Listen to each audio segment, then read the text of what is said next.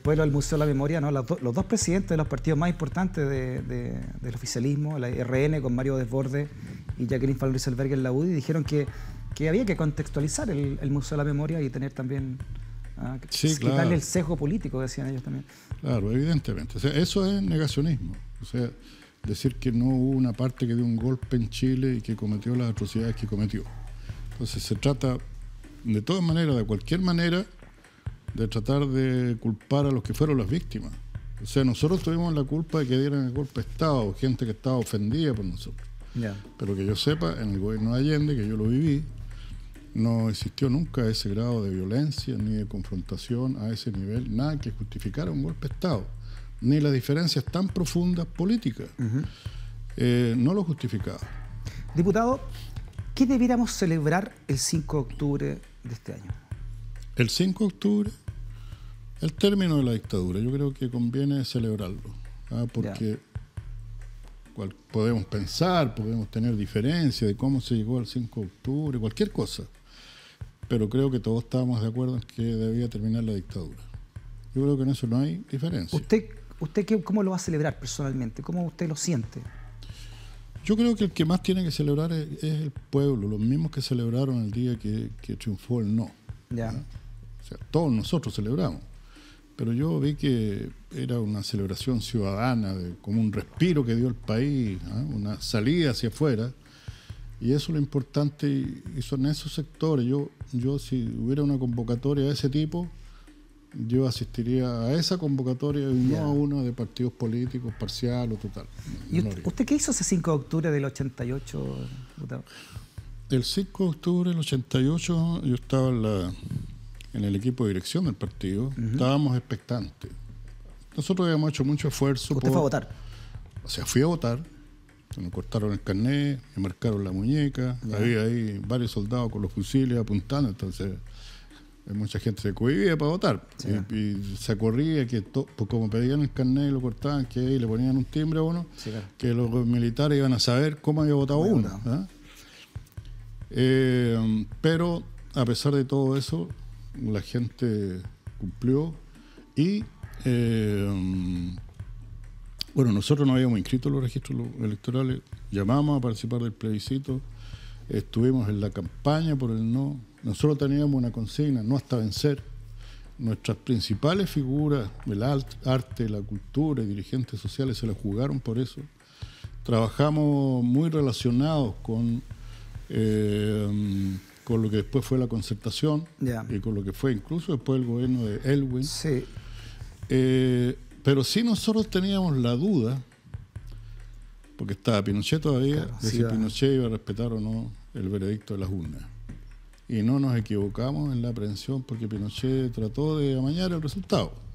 Y acordémonos que fue porque el general Lee reaccionó. Matei también, ¿no? ¿O Matei? Matei fue el que llegó a la moneda diciendo que había ganado el no. Que había ganado el no. Ocultando. No fue Lee. Matei fue. Perdón. Lee fue primero. Fue Matei. Si no hubiera sido por él, y bueno, porque el pueblo había una mayoría que estaba segura que había triunfado el no, Pinochet habría seguido varios años más. ¿Qué pasa por la cabeza, cree usted, del presidente de la democracia cristiana, Fuad Chaín, cuando decide excluirlo a ustedes de una conmemoración, de una celebración conjunta? Es que él no nos puede excluir a nosotros.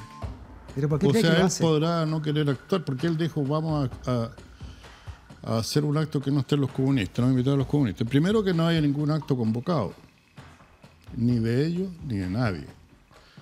Estábamos en conversaciones socialistas, PPD, con los que habíamos conversado hasta ese momento, y con la directiva anterior del Partido Radical, de buscar la posibilidad de hacer un 5 de octubre conjunto. Pero hasta ahí iban las conversaciones. Pero ellos dicen que no van a excluir. ¿De qué acto? No tengo idea todavía de qué acto.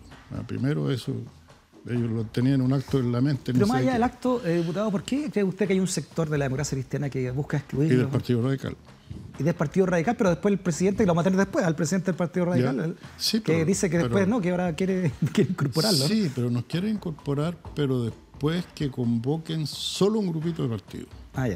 Sí, igual está la exclusión. Es con letras chicas. O sea, se parece mucho a lo que ocurrió inmediatamente después del triunfo del no, desde que asumió el gobierno de Elwin, que vino hacia nosotros toda una época de exclusión, que nos excluyeron durante 20 años casi. Y después tuvimos que llegar a pactos, unas cosas medio raras para poder integrarnos a la discusión política de este país. Entonces es parecido a esa época. O sea, después de 30 años te dice que están repitiendo la fórmula con el Partido Comunista. La fórmula con el partido. Pero yo creo que ya esto es fuera de época. No sé cómo pensarlo, porque hoy día todo el mundo está pensando en cómo unirse, cómo conversar, cómo llegar a acuerdos. Y esto no depende solo de lo que piensen 2 dirigentes o 3 dirigentes por arriba. Algo depende de ellos, pero fundamentalmente depende de la voluntad que se está empezando a expresar desde abajo. Pero será parte de la crisis de la oposición en general, de diputados. Se lo pregunto porque hay incluso parlamentarios de la DC que no están de acuerdo con Fuad Chahine, con su presidente. Bueno, y dentro del Partido Radical también hay sectores que no están de acuerdo con él. Es normal que todas estas cosas se den. A mí no me asustan tanto, porque desde que iniciamos el camino con la nueva mayoría, que ya no existe, ¿no es cierto? Para ponerlo, dejarlo claro también, con la nueva mayoría, habían diferencias. ¿Para qué estamos con cuentos? Pero logramos sacar adelante todas las reformas que sacamos. Entonces, está comprobado que a pesar de tener diferencias, es posible unirse. ¿Para qué? Para tratar de dar curso a la solución de las demandas ciudadanas, que son muchas y que no se resuelven. Claro. Que no se resuelven ni en 1, ni en 3, yo creo que ni en 10 años, ni en 15 años, no se resuelven. Pero es necesario empezar a avanzar en eso. Sí, claro, si no, nos vamos a quedar abajo el tren. Eso, aparte de trenes, no queda nada en fondo para las elecciones de gobernadores y de alcaldes, ¿no? Le da la vuelta en la esquina, puede un año y medio, pero eso no... Claro, y yo me temo que lo que están diciendo hoy día, mire, nada a la hora de la elección de los gobernadores y los alcaldes, cuando se den cuenta que si uno es de estos partidos, cualquiera nuestro, o a nosotros que nos quieren excluir, no está en un acuerdo, yo no digo, hablo de coalición. Porque los demócratas cristianos dicen no vamos a estar nunca en una coalición con los comunistas. Yo tampoco quiero una coalición con los demócratas cristianos, que es distinto de un acuerdo programático en relación a ciertos puntos y que vayamos a la elección para cumplir con eso. Pero cuando empiezan a sacar esas cuentas, muchos que están hoy día diciendo excluyamos a esto otro, van a empezar a decir no, mire, tenemos que ponernos de acuerdo.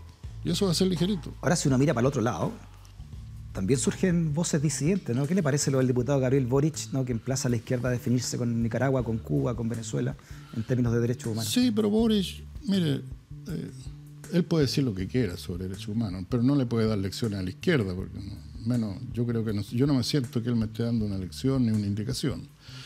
Yo lo único que dije esa vez que él tenía derecho a hacer todo lo que quería, pero que en ese momento con esa declaración le había dado agüita a la derecha. Y me han dicho mucho, ¿por qué dijiste eso? Es por eso. Porque efectivamente, porque estábamos discutiendo de que había ministros negacionistas, uno ya salió, hay otro que queda adentro, y hay un subsecretario que ocultó pruebas sobre el asesinato del expresidente Frei, y que el gobierno tiene ahí una papa caliente. Entonces, cuando estábamos en esa disputa, él lanza esto otro hacia acá de manera... Yo no sé qué es lo que quiso. ¿Eso qué es falta de experiencia, oportunismo? ¿Cómo no tengo idea, eso habría que preguntárselo a él. Usted también dijo que dudaba de que fuera de izquierda Gabriel Boric.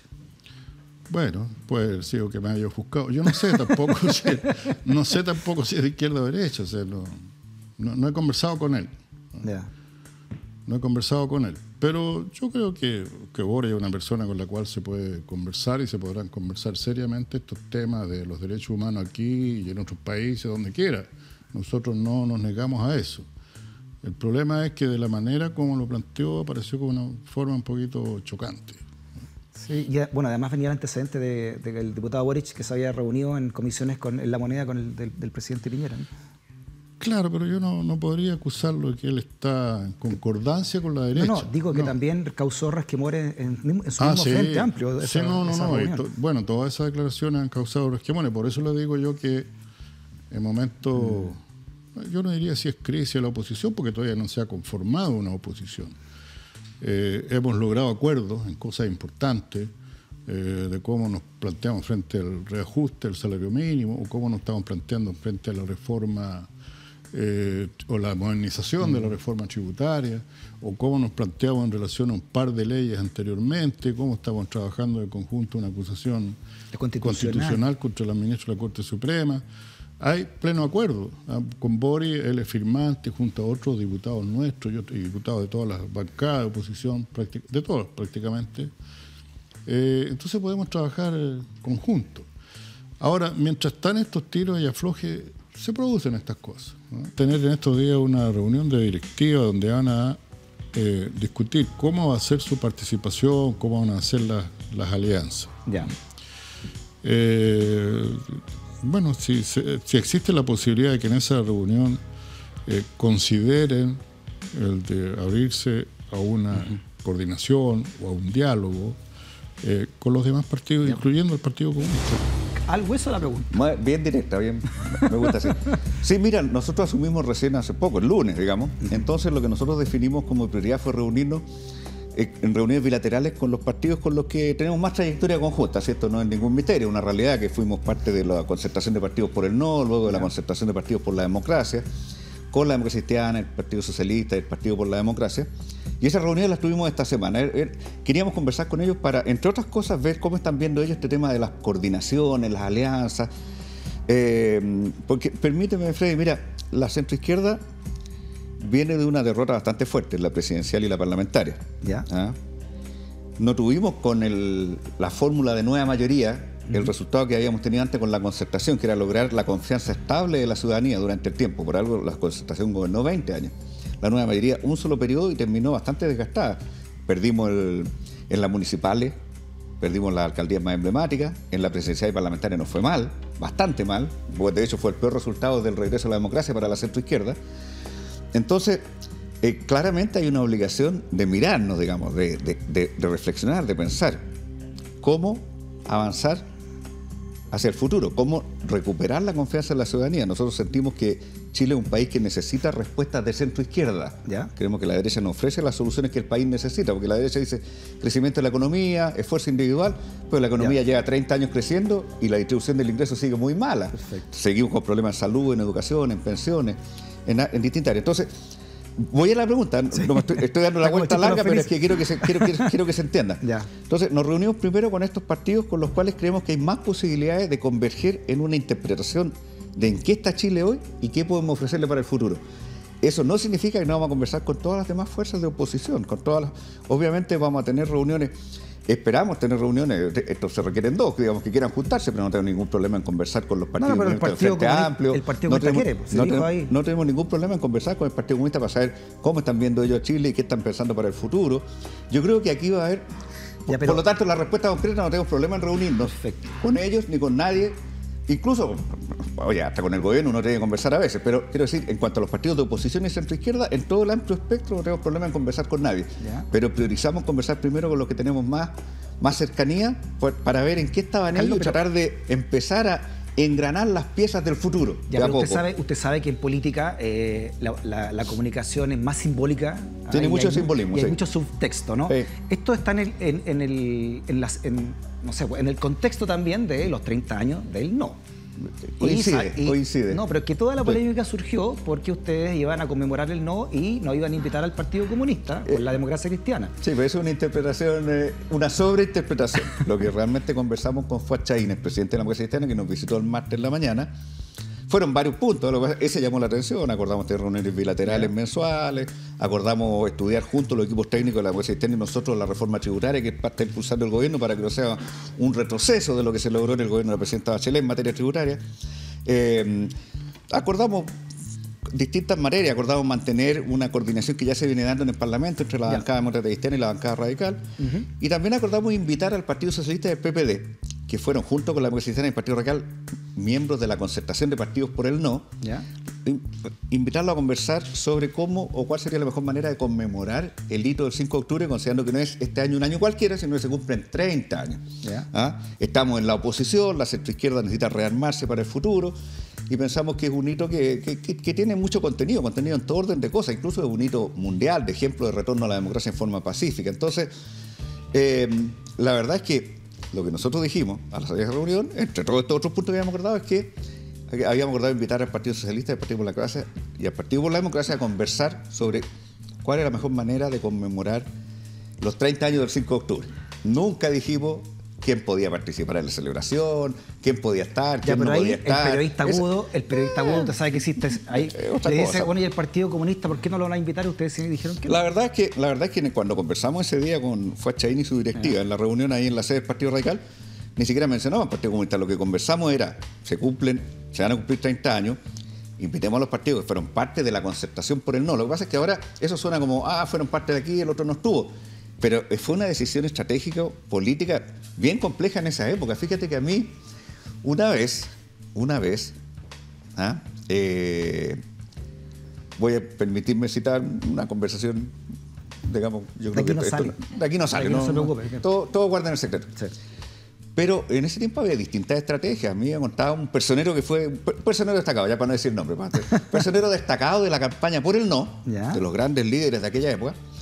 Me contaba que una vez que estaba en terreno promoviendo la inscripción de la ciudadanía en los registros electorales, porque era voluntario, no era obligatorio, un grupo de personas, digamos, del Partido Comunista, de jóvenes, en fin, le hicieron una contramanifestación en ese momento, meses antes del plebiscito, gritando inscripción, traición, inscripción, traición. Ellos no pensaban eso, ¿me entiendes?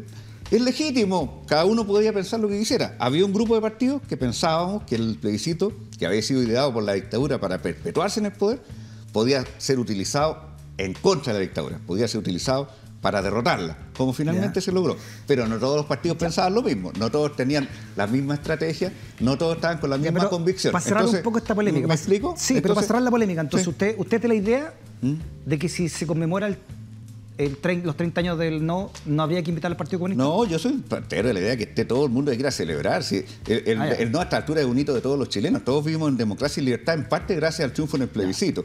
No, si nunca hemos dicho quién puede estar o quién no puede estar. Hay que decirle al presidente del Partido Comunista que está invitado, entonces si van a hacer una conmemoración. Seguramente los partidos, insisto, los que fueron parte de la concertación por el no, que tampoco son dueños del no, solamente esos fueron los que estuvieron más involucrados en tratar de que ese fuera el retorno a la democracia, o el primer paso del retorno a la democracia.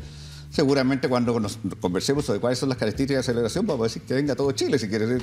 Nunca nadie ha dicho quién va a quedar fuera. Eso fue, como digo, una sobreinterpretación. Pero usted, Carlos, que estuvo... Ahora, que hubo diferencias en esa época y que las haya hasta el día de hoy, yo creo que eso es natural, si tampoco vamos a mentir. Eso le iba a preguntar, porque usted fue ministro de Justicia del primer gobierno de la presidenta... De Bachelet 1. Bachelet, ¿no? Cuando estaba la concertación.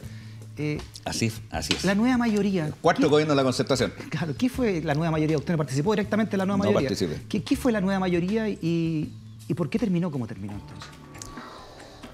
Yo creo que la nueva mayoría fue un intento de... A ver, se juntaron varias cosas, Freddy. Yo creo un intento de recuperar el poder que se había perdido por primera vez desde el término de la dictadura, se había perdido a mano de la derecha. Eso obviamente fue un golpe fuerte para todos de centro-izquierda, y que estábamos convencidos de que había que seguir haciendo cambios para seguir mejorando los aspectos especialmente sociales en Chile. Teníamos también una figura emblemática, tremenda figura política, la presidenta Bachelet, que había terminado su primer gobierno con una enorme popularidad y que claramente tenía una gran opción de volver al poder si se presentaba de candidata. Y también yo creo que había un cierto sector de la centroizquierda que veía en esta oportunidad de volver al poder con una candidata muy fuerte, tal vez la posibilidad de ir un poco más allá de lo que se ve en los gobiernos de la concertación, ¿no? De hacer transformaciones más rápidas, más profundas, más transformaciones al mismo tiempo. ¿Y resultó bien o mal? Yo creo que resultó de dulce y a gras. Yo creo que efectivamente se pudieron hacer algunos cambios importantes, reforma tributaria, gratuidad de la educación superior, reforma laboral, pero también es cierto que esas mismas reformas que iban en beneficio de la ciudadanía fueron perdiendo apoyo. Yo creo que hubo problemas de distinto tipo, políticos, y esto es bien de fondo porque también tiene que ver con cómo dibujamos el futuro. Una coalición de gobierno, no de oposición. Si tú me dices ahora, oye, nos juntemos el día de mañana todos los partidos de oposición, yo feliz, o sea, presto la casa y invito el café, digamos. Juntémonos todos a conversar de cómo evitamos que el gobierno de Piñera, este segundo gobierno de Piñera, implique retrocesos sociales para el país. Pero otra cosa es decir, ¿qué le vamos a ofrecer al país como alternativa de gobierno en 2021? Ahí yo creo que tiene que haber más coherencia, tiene que haber visiones más compartidas. Porque cuando hay... Porque se amplió mucho el espectro al incluir a Partido Comunista. Digamos la cosa por su nombre. Obviamente, en la nueva mayoría, si uno los agrupaba como de centro hacia la izquierda, podríamos decir que a un extremo está la Democracia Cristiana y el otro está el Partido Comunista, ¿no es cierto? Claro. Simplificando, digamos. Sí. Pero esos dos extremos durante el gobierno no se llegaron bien. Todo Chile fue testigo. ¿Ah? Tuvieron discrepancias sobre las reformas que el gobierno estaba impulsando, sobre la profundidad, sobre la velocidad, entonces, sobre los contenidos técnicos. Sí, entonces le cambio la pregunta entonces, el presidente del Partido Real, Carlos Magno. ¿Fue un error haber entonces incluido al Partido Comunista? Yo creo que por eso digo, yo no quiero aparecer culpando al Partido Comunista. Yo creo que esa unión de 5 partidos, que fue la nueva mayoría, no funcionó bien políticamente. No tuvo la suficiente coherencia interna para hacer una coalición de gobierno que primero fuera un buen apoyo para el gobierno, segundo que fuera un buen apoyo para las reformas y tercero que pudiera proyectarse hacia el futuro.